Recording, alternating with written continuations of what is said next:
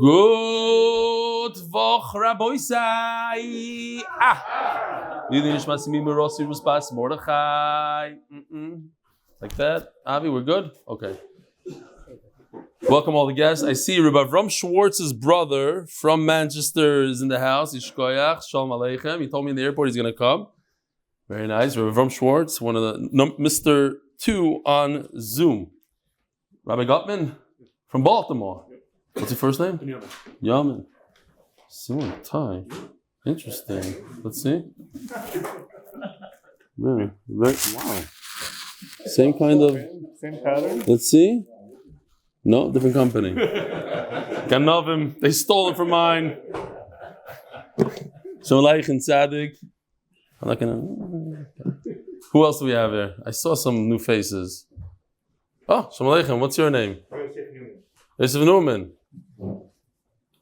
Famous Yosef Newman. Yes. Wow. Shalom Aleichem. Wow, it's a big zchus that you're here. Thank you. Who else? Oh, that looks like Robert Links. It is without glasses. Wow, you got jealous of the Manchester Chevra. Wow. Okay. Rabbi, here we go. We have some emails you got to read. Regarding the emails you got today, pledges. I'm not referring to pledges because I'm normally doing it. But I want to tell you something about another mitzvah you talked about. When I went back to learning brachas with Shiur, I could have said that there was not a 2-week period in the 10 years before I found the Shiur. Okay, 10 years. There wasn't a 2-week period in the 10 years before I found the Shiur where I would put on tefillin daily. It's not an exaggeration. I might do 2-3 days in a row, but then I would miss a Friday or Sunday and just give up. I'm reading this because I heard this many times. I got a lot of people came over to me and told this to me in private, and I had emails. I would read it and just give up. While listening to your Shiur and brachas, you stressed the Gemara statement of tefillin. I can say that I'm still not perfect, but I've missed only one day in the last 250 days that I should have put on tefillin, and on the one day I forgot, it kept me up almost all night because I was so upset that I missed a day. I missed thousands of days previously without ever thinking twice. Do not listen to the naysayers, keep stressing the mitzvahs. Not everyone is ready to hear the chizuk, but I guarantee that someone out there is ready and will change their life anonymous. That's about the guy that said I shouldn't talk about the pledges. Okay. Hi, Reb Eli. I wanted to let you know that leading up to taking my boards exam for physical therapy, I took on Daf Yomi. I took on Daf Yomi as a zchus for my family and I. Baruch Hashem, this morning, my wife gave birth to a healthy baby boy, Mazel Tov, and we just found out that I passed my exam. I look forward to continuing another story for my book. Continuing this journey with you and being able to share more simchas in the future. Michelle Trestman, Muncie, New York. This is a very long one. Let's see if I can skip around there a little bit. Reb Eli, feel free to share, but please don't use my name. Right around this past Purim, my wife was pregnant with our second child. Everything was smooth. The kids, they found out, ultrasound, heart, diagnosed CCAM, CPM, I don't know what that is, which can be very serious, not treated. Not knowing anything about it, we were both nervous. Fast forward to you know what that is, Doc? CCAM, CPAM. She was in the NICU for a few days for monitoring Baruch Hashem. She's healthy enough to go home, scheduled for surgery. Fast forward about a week before Rosh Hashanah, I started listening to some Meaningful People podcast. I was stopped talking to my friend and he mentioned to me I should listen to the Eli Stefansky one, so I did. Let me tell you, that interview really changed my life. The very next day, I started to do the daf starting from Kesubos 78, and I haven't missed one shiur since then, and I plan to continue. You make learning to Geshmak. Let me tell you, if you would have asked me 2 months ago that I'd be doing daf every day, I'd literally laugh at you. I was never a Gemara guy in Shiva, and even though now I'm involved in Shlichos, I rarely open up a sefer. 2 things you said in the interview on Meaningful People that got me hooked was how you said every single person has 45 minutes they can spare to learn Torah. Instead of scrolling on Instagram for 45 minutes, learn the daf. You also said not to wait until the beginning of the Masechta, but rather start right when you have the inspiration. Wow, that was amazing advice. Reb Eli, I'm writing to you this email as I sit in the NICU next to my daughter, who's recovering from successful surgery this morning. They got rid of the mass, and Rez Hashem will be going home in a couple of days. I contribute a large part of her successful surgery to learning the daf. Daf also changed my perspective on life, and in general, using my time more wisely. All I can say is, thank you, Reb Eli, for making me enjoy learning Torah and realizing what's important. Continue hatzlacha. Okay, this one it's a long one. We'll save it for tomorrow, Beis Hashem. It's a very interesting idea the guy has, and I like interesting ideas. The Koilo is sponsored by Nishmas Chai Bas Yosef. The Masechta in Zgul Katorim Tומכיה כיעקב ויעל. The Parnassa Chodesh, Lili Nishmas Zechariah ben Moshe, Parnassa Chodesh, Zef Rosner in zchus, my son Yosef Simcha Chaim ben Torah Chana Refuah Shlaima Amen. Parnassa Chodesh, Dr. Avrum Epstein, in memory of my dear departed loved ones, included in my recent Yom Tov yizkors. Before I forget, last night I was still even on Shabbos, unfortunately, I was still emotional from the whole London, Manchester. Like people just said little things to me, I started crying. I don't know, my whole body is in not trauma, but in I'm emotional. So after davening, I said,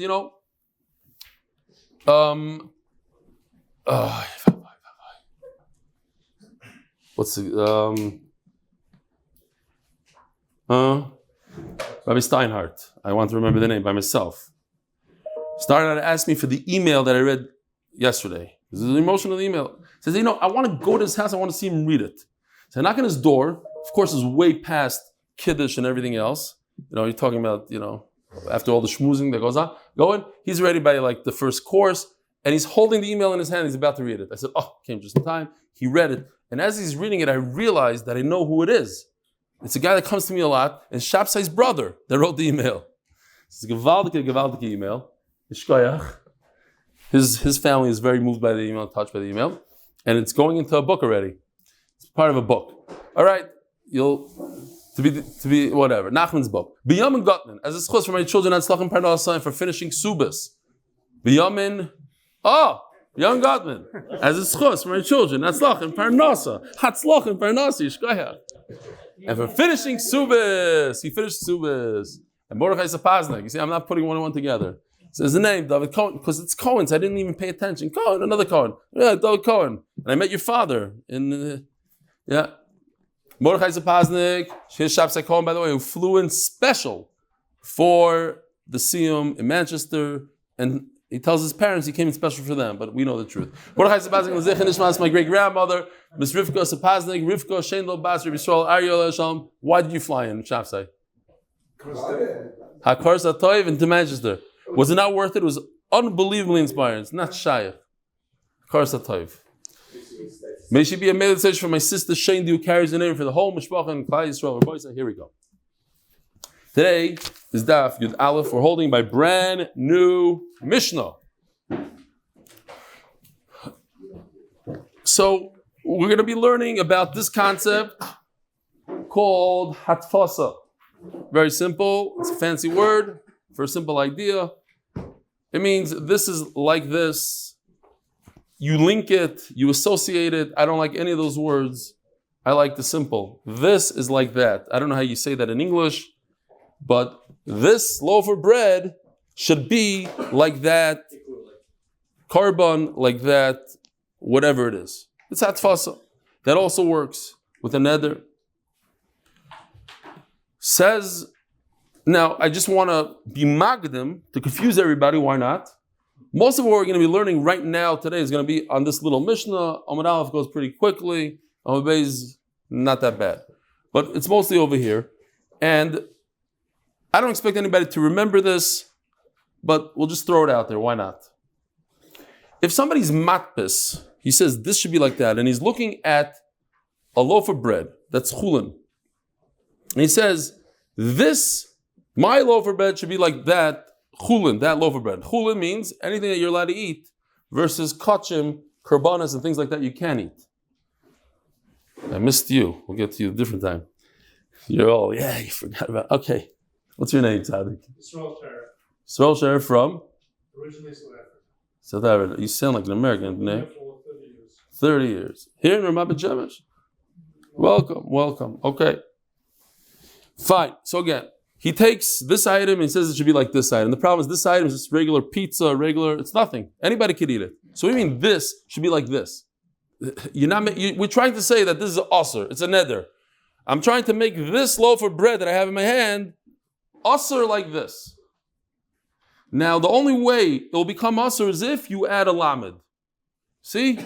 If it's heter, something that's a heter, like chulin, you have to add a lamed. What does a lamed do to it? Lamed means no.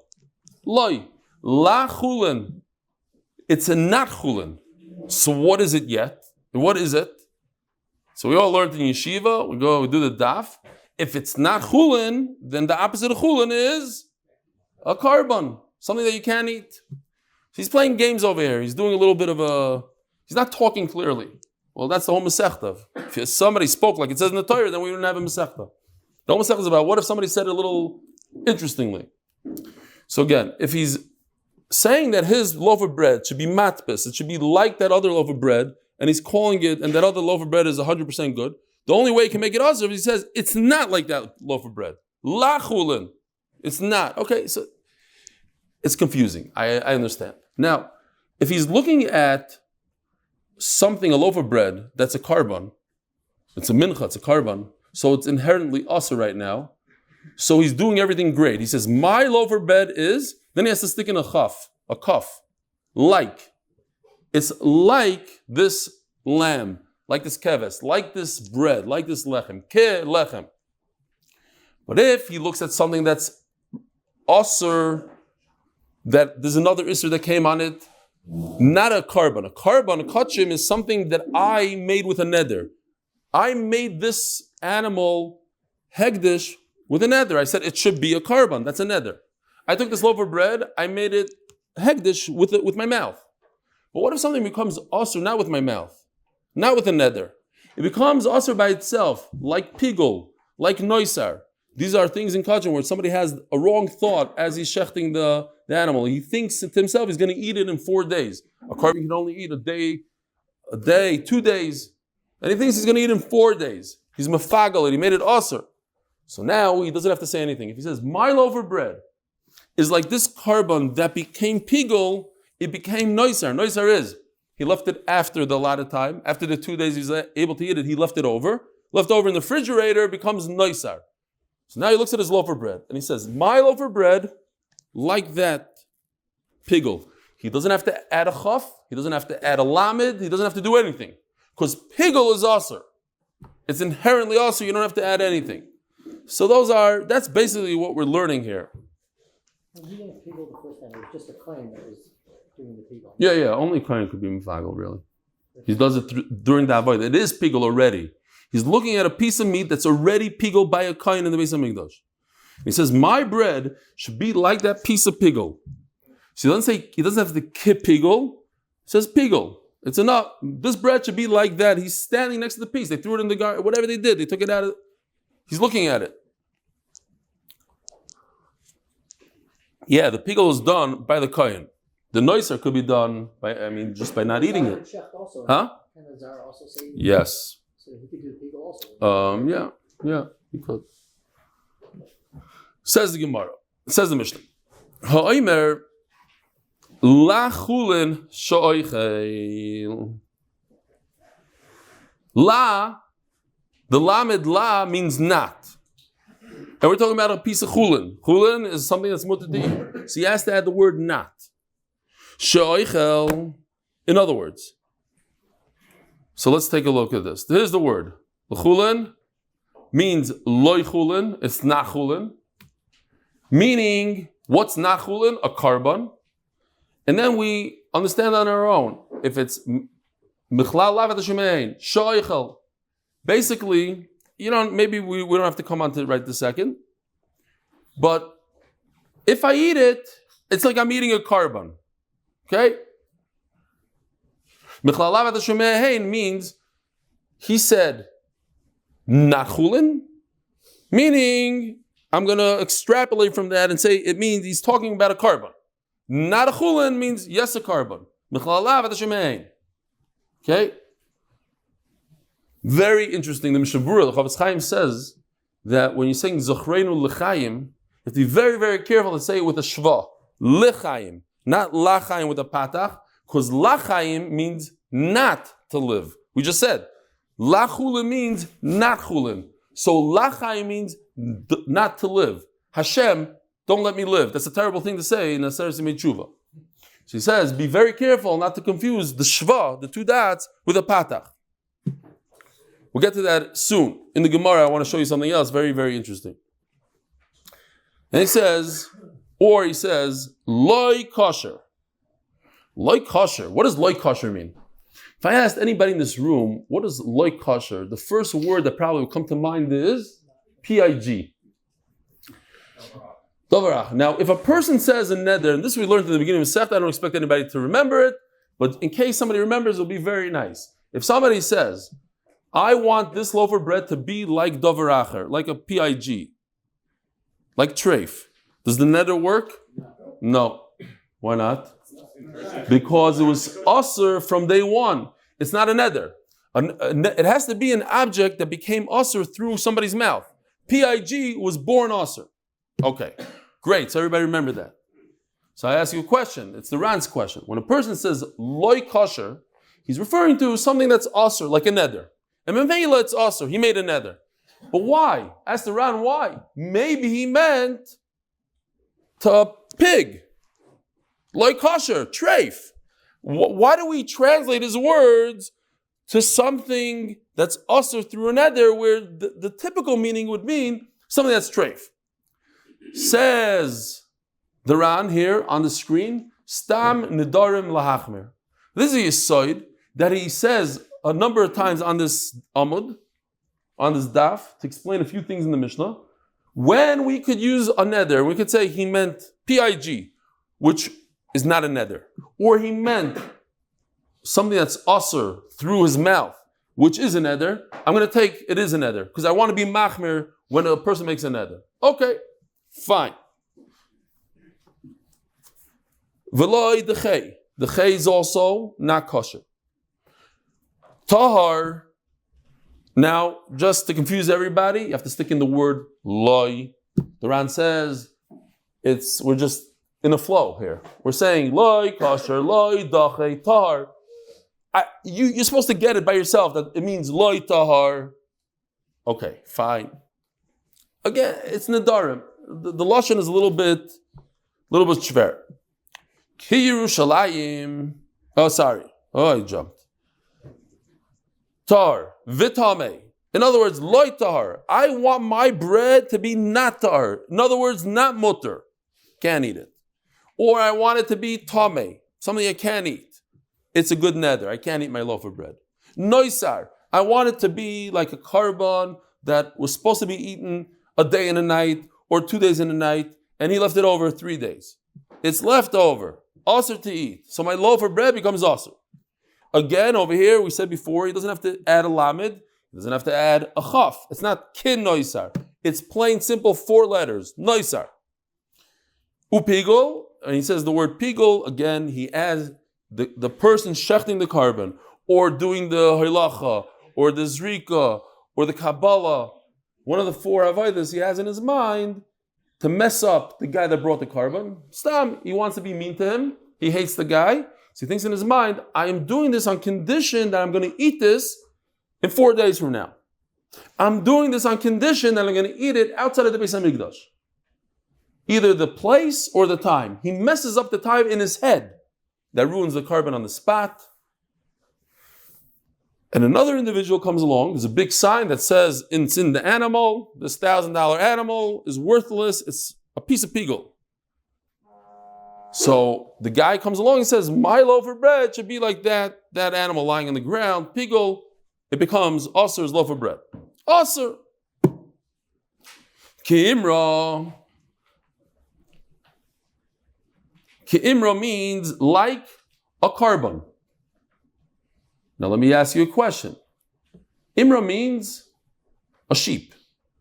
Maybe it means like the sheep in the guy's farm, in the petting zoo. It's not a korban. It's mutter. So maybe my loaf of bread should be like that guy's sheep in the petting zoo, which is mutter. Why am I saying that he meant the sheep in the Beis HaMikdash that's aser? Stam nedarim lahachmir. You go back to that idea. Stam nedarim lahachmir. Okay. Which is on the screen still. Kedirim. Kedirim is a barn.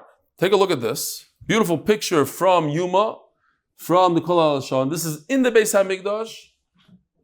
I don't know, you know what? Maybe Gary, you could zoom in on the Beis HaMikdash above me. I'm not going to be able to point it out exactly, but you'll see that there's different, So you see those 4 squares on the right side. It looks like a checkerboard and a chessboard on the bottom. And in the corners, there's like 4 squares. I don't know if it's there. Really, it's not there. No, they're not there. No, those are not. It's actually in the left side. And there's like little, you see those staircases? No, go, no, the other side. Yeah, those staircases. Like in the walls of those staircases are like, they have rooms. One of the rooms is this, lishkas atloim. A bunch of sheep, because people come to buy, they come without their animals. They need a carbon. We provide them with a carbon. So if a guy says, like in the barn, so again, he's saying, He's saying that he's doing something, he wants his bread to be like the animals in the barn, which are awesome. What if he says, ko'etzim, like wood? There's wood in the forest, but there's also wood on top of the mizbeach. Every day they bring 2 logs over there, so he meant that it should be asur. It's hekdesh. Ki ishim, like the fires on the mizbeach. Some say means the karbanos on the mizbeach. Ka mizbeach, look at the mizbeach itself. It's asur. Ka heichal. Oh, now Gary, if you could zoom in to the heichal. See, this is a live picture. It's a live picture right above me. Shkoyach Yosef. So the heichal is that very tall building. See that tall building? It happens to be like 200 feet tall. And in that building is the Kodesh HaKadoshim, all the way to the left. And the first part where it juts out is just the entrance to the heichal. But the square afterwards, you'll have something like this inside. You have, here, Gary could show this picture. This is where the Kohen makes his k'tairis. It's in the heichal. So on Mizbeach Hazav, we actually had in Yuma, we had a model of Mizbeach Hazav right over here. And the... We have the little one over there. Yeah, that's fine. You want to get it? You get it, we'll show it maybe. The picture is better than the real one. But okay, it's still cool that we have it. Rabbi Guttman himself from Baltimore. Oh, here we go. Mizbeach Hazav. On top of this, they did k'taris twice a day. And he's saying basically that it should be like k'taris. Also, he's making his bread like k'taris. When he says the word heichal, he's not referring to the stones of the heichal. He's referring to something inside the heichal, which is the k'taris. He says, Ki Yerushalayim. It should be like Yerushalayim. What's Yerushalayim? Like the Karbanas in Yerushalayim. I noticed that it's very interesting. This week's parasha, very first time Yerushalayim is mentioned in the Torah. Anybody know where? Very good, very good. Rabbi Guttman is 2 for 2. Maki Tzedek Melech Shalem. Shalem is Yerushalayim. Look in Donkelas, he says Yerushalayim. Shalem. Okay, so a person says it should be like Yerushalayim. There's Yitzchak Zilberstein brings a Maisa. Kemat Toya. He says it's Toya. Let's put the Kemat. So the guy gets in a taxi in Bnei Brak. The guy says, "Where do you want to go?" Yerushalayim. Okay. So he falls asleep. Half hour later, the guy says, "Where in Yerushalayim do you want to go?" He says, "Yerushalayim. Rechav Yerushalayim. What are you talking about, Yerushalayim?" He says, "Shaila, does he have to bang the whole thing? Why he didn't specify? See Nedarim. He was a little vague. Why did you fall asleep?" The guy, the taxi driver, when it's a inner city, what do you call it? A who? Could you say something like Panovich? A what? Where do you want to go? From city to city. Intercity. Intercity. There you go. Intercity. Rabbi said, if you went to Panovich, intra-city is inside the city. Intercity. We're learning new things every day. Intercity, not inner city, intercity. You go in inner city, you got to make up a price before. You don't say, okay, Yerushalayim, and then let the guy sit down and go to sleep. So it's his fault also. He should have paid attention. He should have said, Rechav Yerushalayim. I think he said at the end, 50-50. But he has to take a bus home. Okay. Yerushalayim. So anything that that serves the mizbeach, any kli. Here's a picture of one of the kelim. We're going to use it later anyways. This is the bowl that you receive the blood. Right after shechita, the blood gushes out of the neck. You grab that blood with this kli, and then the kohen takes it and he sprays it on the mizbeach, depending what kind of carbon, where, how, fine, but it's a kli. So if he says his loaf of bread should be like one of those kelim, carbon, he didn't say the word carbon. Nodar big carbon. He's saying that his loaf of bread should be ushered like a carbon. Rabbi Yehuda Omer comes. Rabbi Yehuda, and the Gemara explains that the entire mission is Rabbi Yehuda from beginning to end, and he's just explaining, he's just adding, and he's saying Ha'omer Yerushalayim. He didn't say ki. He didn't say the kaf like. He just said Yerushalayim lo yamar klum. So basically, the Gemara is saying that he said in the Mishnah it says all these things. You have to say kidirim, ki'etzim, ki'ishim, kamizbeach. I want my loaf of bread to be like this, like that, like that. But if he just says Yerushalayim without a chaf, hamechaber or whatever it's called, lo yamar klum. It's garnished. Okay. So now we have Yud Aleph Amud Aleph. It's going to go much easier now.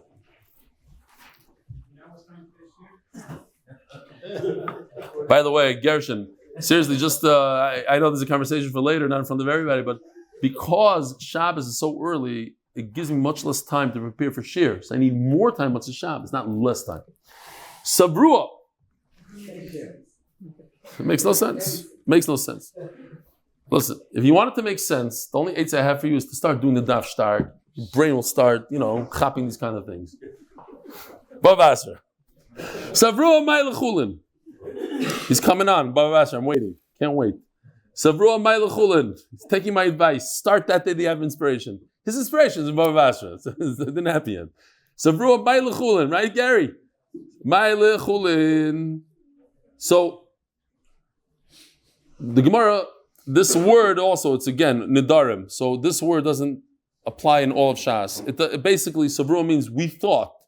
Yeah, that's what we stay with. It's not a thought. Usually when all over Shas, it says Savrua, we thought like this, but we ended up with something else. Now we're ending up with what we thought. Okay. Savrua, my lachulin, la with a patach. Loy lechulin, lehevi, el carbon. Okay, and that's what we remain. That the word lachulin means nachulin. And therefore, what? I could understand. If I have enough seichel, I understand. Ela carbon. If it's not chulin, it's carbon. Mani Masnisin. Who does our Mishnah go like? Rebbe Meir. Rebbe Meir, lesle miklal lav atashumeyin. Rebbe Meir doesn't hold to this. You don't understand one thing from a negative doesn't make a positive. Positive doesn't make a negative. You have to say it exactly as is. There was a Chaver Knesset, all the way to the right.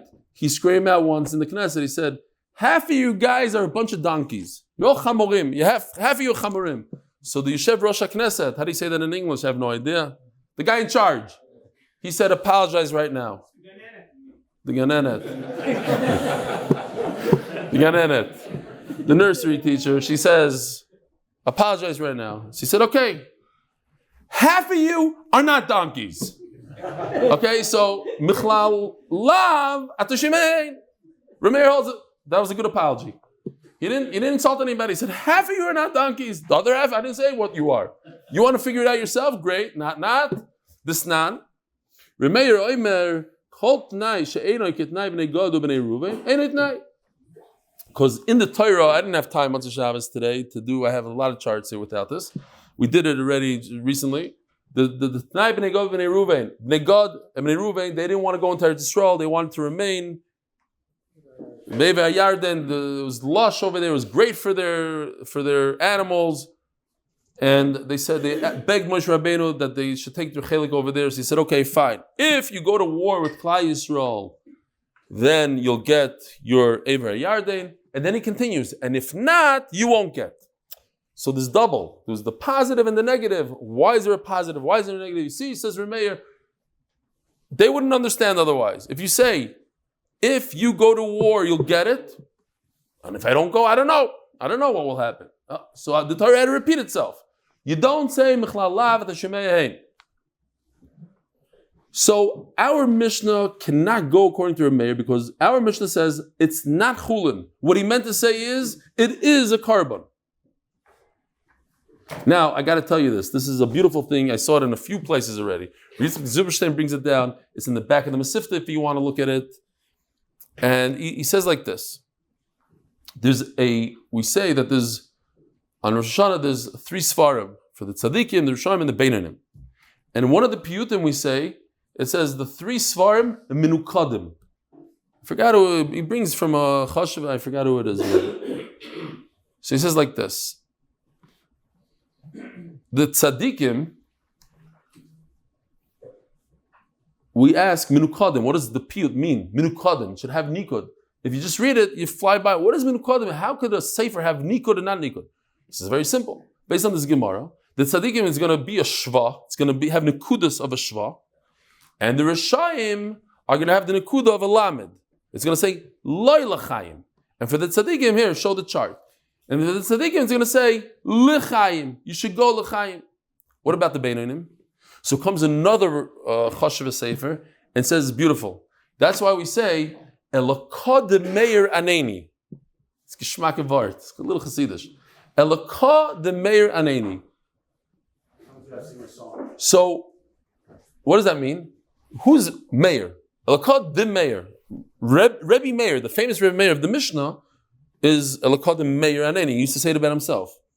The Hashem of Meir, answer me. Oh! Rebbe Meir holds that we don't do Michlal Lav at Hashem. So even if it says Allah, even if there's a patach underneath it, it doesn't mean Loi L'chaim. So Meila, the Beinanim, we're Beinanim. Elokah de Meir Aneni. I want Hashem, the Hashem of Rebbe Meir, to answer me, and just forget the Nekudas, Le, La, just give me Chaim, I don't care how, with a patach, without a patach, it's all good. Something like that. Okay? Elokah de Meir Aneni. Says the Gemara, El Rebbe Yehudi. So we have to say our mission is Rebbe Yehuda, and this is what we're sticking with. We're sticking with Rebbe Yehuda. So if so, I'm a Seifa. What about the last part of the Mishnah? Rebbe Yehuda Omer Hoimer Yerushalayim Lo Yomar Klum. Right here, it says in the beginning of the Mishnah, it says you have to say Ki Yerushalayim. But if you say without a chaf, Yerushalayim, it's nothing. That's the last line of the Mishnah. So Mid Seifa Rebbe Yehuda, Reishalav Rebbe Yehuda. If all of a sudden Rebbe Yehuda wakes up, or we're pointing out Rebbe Yehuda at the end of the Mishnah, that means the beginning of the Mishnah is not Rebbe Yehuda. No, you read it wrong. Kula Rebbe Yehudi. The fact is, the entire Mishnah is Rebbe Yehuda. Voch Kitanin. This is what the Mishnah means. Rebbe Yehuda Omer Yerushalayim Lo Yomar Klum. Rebbe Yehuda says the whole Mishnah is Rebbe Yehuda. Ke Yerushalayim, ke Adirim, ke Ishim, ke Eitzim, ke. And Rebbe Yehuda ends off saying, if you don't say the ke, you just say Yerushalayim Lo Yomar Klum. He's explaining himself. As the Gemara, okay, so you tell me the whole Mishnah is Rebbe Yehuda, v'chi omar ke Yerushalayim le Rebbe Yehuda mi mitzar. But you're saying that the beginning of the Mishnah says ki Yerushalayim, the middle of the Mishnah says ki Yerushalayim. You say anything, my loaf of bread should be like this item, like Yerushalayim. He's talking about that it should be also like a carbon. But Rebbe Yehuda doesn't say it's also. Even with a chaf, it's nothing. You have to say it's like a carbon or like something else. You can't just use the city. Saying that my loaf of bread should be like the city Yerushalayim doesn't make it awesome. What's the only way to get out of this? This is a big problem. You're telling me the Mishnah is Rebbe Yehuda, then you're bringing me a brayso. This is exactly opposite of what you're saying. The only way to get out of it, says the Gemara, is to say that there's 2 Talmidim that argued what the Rebbe said. That's the only way. Kula Rebbe Yehudi. I'm sticking with the fact that the entire Mishnah is Rebbe Yehuda. Our Mishnah goes according to the Tana that says that his Rebbe said that if you say Ki Yerushalayim, it works. And if you don't say Ki Yerushalayim, it doesn't work. Amud Aleph, Amud Beis, sponsored as a zchus to continue being able to support Torah and the Finishaz of Reb Eli, Refuah Shlaima, Baruch ben Sarah, Ita Yudis Bas Mindel, hatzlacha Binyamin ben Ita Yehudis. Tanya. Chulin, hachulin, kichulin. So chulin is regular food, cake, schnitzel, pizza, food that you're allowed to eat. Hachulin, same thing, kichulin. Whether he says this loaf of bread should be chulin, that I'm going to eat, whether he says which I'm not going to eat, mutter, because at the end of the day, he's saying that this loaf of bread is chulin. Now, major problems here. There's a little bit of Nedarim, reminds me slightly of shkalim sometimes. There's a big problem in the girsa here. La chulin shayach halacha aser must pretty much is two pshatim. We could.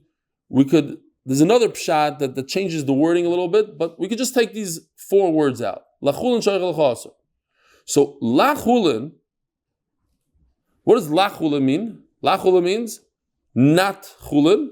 Lo yayach halacha mutter. So let's see if I have this here.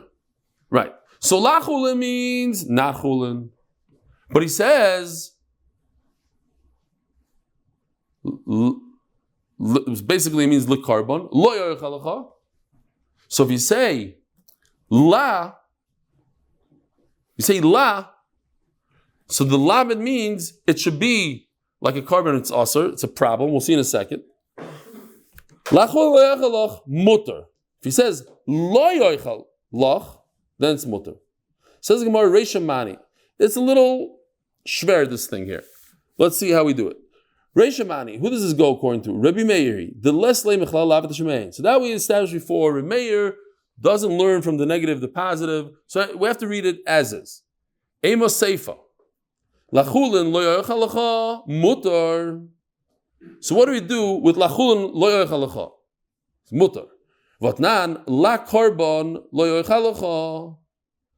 Reb Meir oiser. Oh, la korban lo yoyach halacha, like you have here on the chart. La korban lo yoyach halacha. Reb Meir oiser. Now, isn't la chulin and la korban the same thing? So la chulin, we said it's mutar. La chulin lo yoyach halacha is mutar. La korban lo yoyach halacha, it should not be a korban. Lo yoyach halacha, Reb Meir oiser. V'kashilon.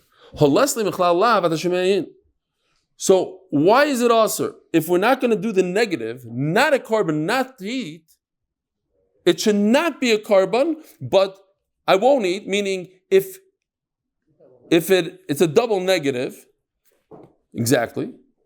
But Reb Meir doesn't hold of any negative or double negatives. Okay, so Rebbe says, forget, you're right. Reb Meir doesn't hold of negative and double negative. All we have to read is nasa koimer li. It's not la, it's li. It's a shva. That what? Koimer li karbon yeh lefichach lo yoyach halacha. It should be. He's explaining. It's li karbon lo yoyach halacha. The reason why I'm not going to eat it is because it's a carbon. So chanami hachi koimer le lo chulin le lefichach lo yoyach halacha. So we have a problem. If you're explaining that the second part of his statement, he has two parts here. First is likarbon, and then the second part is an explanation. Lo yoyach halacha. The reason why I'm not eating your food is because it's like a carbon. Okay, so let's take those four words. Instead of likarbon, we'll put in lichulin.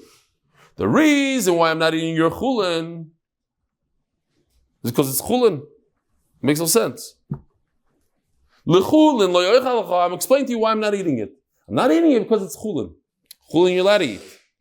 To explain this sentence that's on the screen is great. The reason why I'm not eating this thing, lo yoyach halacha, because it's carbon. But to say the same exact words, but to switch out the first word to l'chulin, doesn't make sense.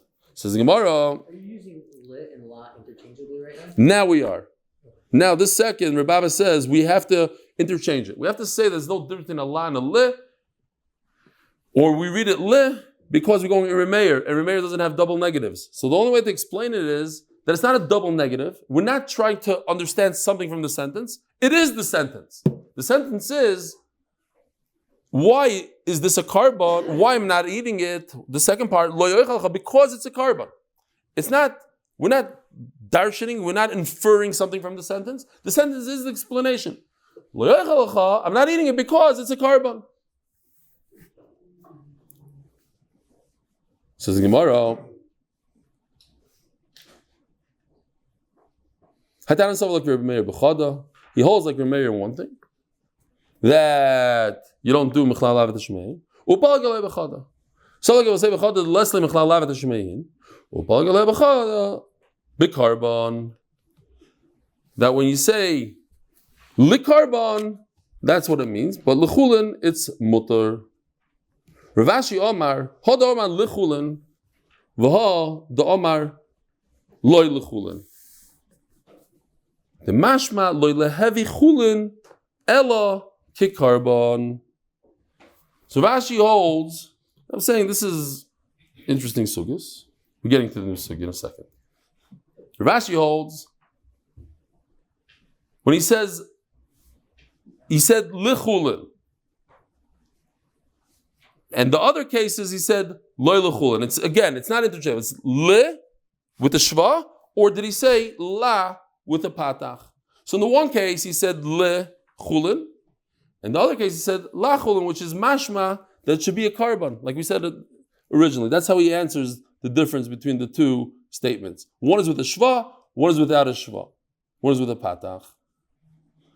Tar v'tamei noisar upigul asur. Rabbi Chama. We'll start the question today. We'll go over it tomorrow because we have to. The sugya finishes on Amud Beis. Well, we could at least start, and I'll have a chart for Beis Hashem to make it maybe a little. It's easy. Rabbi Chama. Harei alai kibsar zchus shlamim. La'achar zrikas damim mau. So, this is zrikas damim. A guy brings a shlamim. He brings a karba. He goes through the whole process. So let's think about it for a second. No chart, just simple stuff. You have an animal. The animal, as is, any animal is mutter. There's no isra on the animal. He makes it into a shlamim. He says this animal should be a carbon. I'm bringing it to Hashem. So it becomes aser. Then he does shchita and everything else, and he does zrika. Zrika is the final avodah. The kohen spritzes the blood on the mizbeach. What happens? Now the animal becomes mutter. Now I can eat it. So went mutter, aser, mutter. Comes along somebody says, this loaf of bread should be like that animal that we just did zrika on, which is mutter to eat. So he wants to know, what's the hatzlacha? What did he mean over here? If you said exactly like the Gemara says, this loaf of bread should be like the meat of a shlamim la'achar zrikas damim after I did zriga, which is 100%. So he's doing atfasa. He's saying that my loaf of bread should be like this thing that's 100% mutter. What's the problem? There's no problem here. The machas besar zivchei shlamim. So what happened is, he didn't say it like that. He didn't say those words. He's pointing at a piece of shlamim. It's on the butcher table. It could be eaten by a Yisrael also. And he takes his loaf of bread and he says, this, like that. Now what did he mean?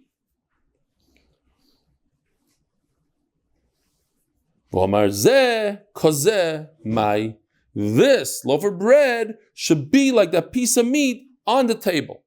What's the shaila? Bikariko matvis or beteriko matvis. Is he saying that it should be like step 2? Step 1, forget about. No, there's no shaila that he didn't mean that. Step 2 is when it was a shlamim walking around alive and well, and he's taking his animal from his house to the Beis HaMikdash. Took him a bunch of days. During that period of time, it's an aser animal. You can't do anything with it. It's kachim.